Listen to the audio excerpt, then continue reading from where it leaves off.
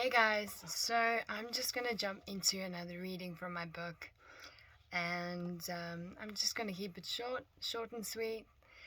I hope you're having a beautiful day, and if not, I recommend that you take take a few steps, go outside, posture yourself, look up to the sky, see what you see there, and take a few breaths, and take those 5 minutes to just be in that moment and gift yourself that and just feel just your presence and let your thoughts just pass by and breathe and think of something that you're grateful for, maybe even that breath itself. And yeah, I hope that helps. Anyway, getting back to this, it's a short chapter and hopefully not a complicated one. Okay. The gift of combination and the act of mastering the tightrope of randomized mind states. Nothing is concrete. Far too few ideals and conceptualizations are as straightforward as they may seem, and there is an interchangeable and vast load of temporary circulating our very lives. How does one communicate appropriately? How on earth does one obtain fixed and trustworthy motivation? I sense that this is a case concerning insight combined with a mind state and how important they are to formulate motivation. It all boils down to balance and communication. If there is imbalance, there is loss of motivation, whether the scales tip up or down. The same applies to communication. Somehow I found that the gift of motivation, or rather the balance of mind state to obtain motivation, was strongly linked to time. That's interesting. A word comes to mind when I think of the constructive combination of time and motivation: focus. Then I posed another question. Should one be focused more on today or tomorrow? Yet again, my answer involves balance. And here, where the focus fits in with time, focus on today is essential, because one is not always guaranteed of tomorrow. But some focus on tomorrow is also essential, because it could possibly motivate you through today. I think that maintaining this balance is important, and as one so often is passing the details when to focus on the future.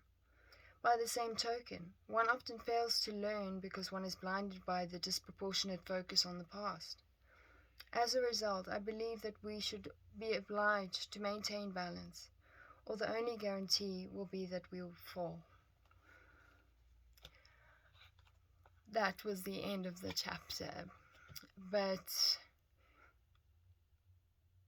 when I talk about falling, I'm going to take it up a notch and say that you've got one life to live.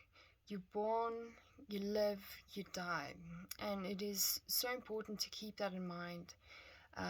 Not the whole time. Don't become obsessed with death and dying. That is just something to know and to take into account when considering your present moment, you today. What are you doing today? Are you present in today? Are you looking forward to tomorrow?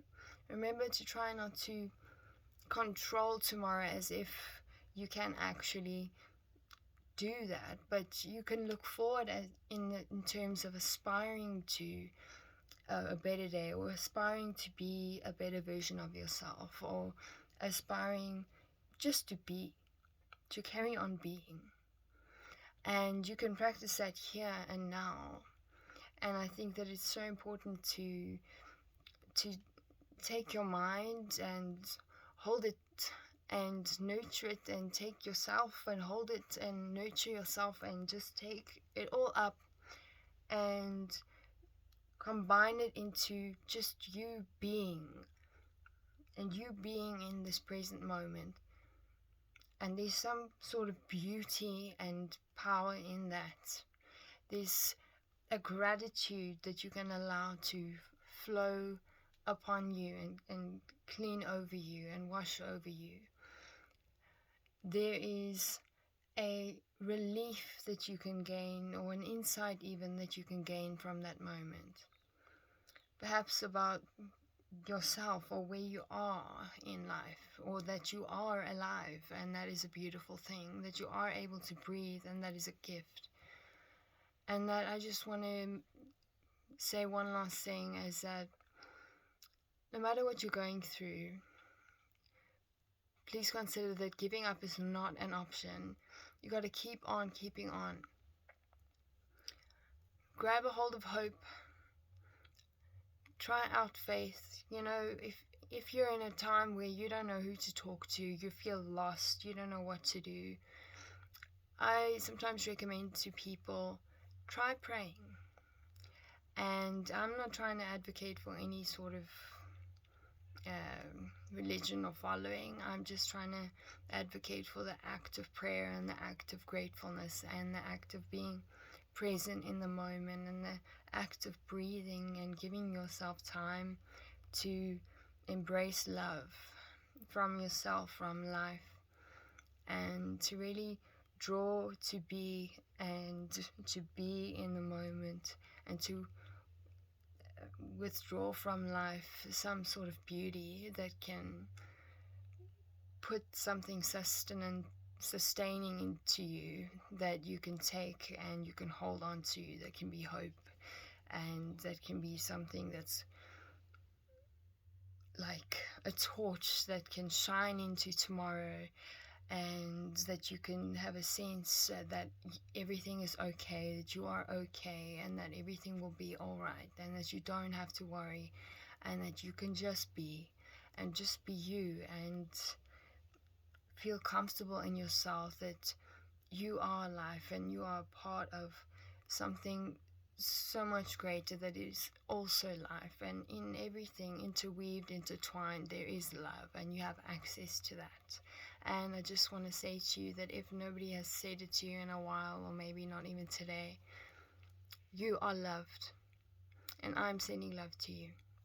And I hope that you can say that to somebody else as well today.